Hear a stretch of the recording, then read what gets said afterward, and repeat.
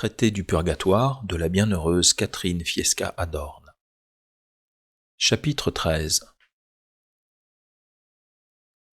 On ne peut plus mériter au purgatoire. De quelle manière les âmes du purgatoire voient la charité du monde à leur égard. Si les âmes du purgatoire pouvaient se laver, par contrition de leur souillure, elles paieraient en un instant leur dette entière, tant serait ardente et impétueuse la contrition qui leur viendrait à la claire vue de l'importance de ce qui met obstacle à leur réunion à Dieu, leur fin et leur amour. Et sachez bien que pas la moindre obole du paiement n'est remise à ces âmes, car cela a été ainsi établi de la part de Dieu pour satisfaire à la justice éternelle. Quant aux âmes elles-mêmes, elles n'ont plus d'élection propre. Elles ne peuvent plus voir ni vouloir que ce que Dieu veut. Elles sont ainsi fixées. Si quelque aumône, abrégeant le temps, leur est faite par ceux qui sont encore dans le monde, elles ne sauraient se retourner avec affection pour considérer cette aumône, si ce n'est sous la très juste balance de la volonté divine. Elles laissent faire Dieu en toutes choses, et il se paye ainsi qu'il plaît à son infinie bonté. S'il leur était possible de se retourner pour envisager ces aumônes en dehors du bon plaisir de Dieu, elles feraient un acte de propriété qui leur enlèverait la vision du vouloir divin, et ce leur deviendrait un enfer.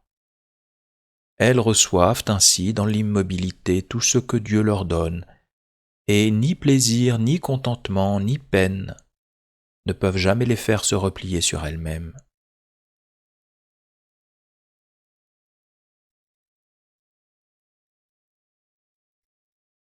Chapitre 14. De la soumission des âmes du purgatoire à la volonté de Dieu. Ces âmes sont si intimement unies à la volonté de Dieu et si complètement transformées en elle que toujours elles sont satisfaites de sa très sainte ordonnance. Et si une âme était admise à voir Dieu ayant encore quelque peu à purger, ce lui serait une grande injure et un tourment pire que 10 purgatoires, car elle comprendrait que la pure bonté et la souveraine justice divine ne pourraient la supporter. Ce serait chose inconvenante pour Dieu d'abord, puis aussi pour l'âme qui verrait en Dieu. Je reprends cette phrase.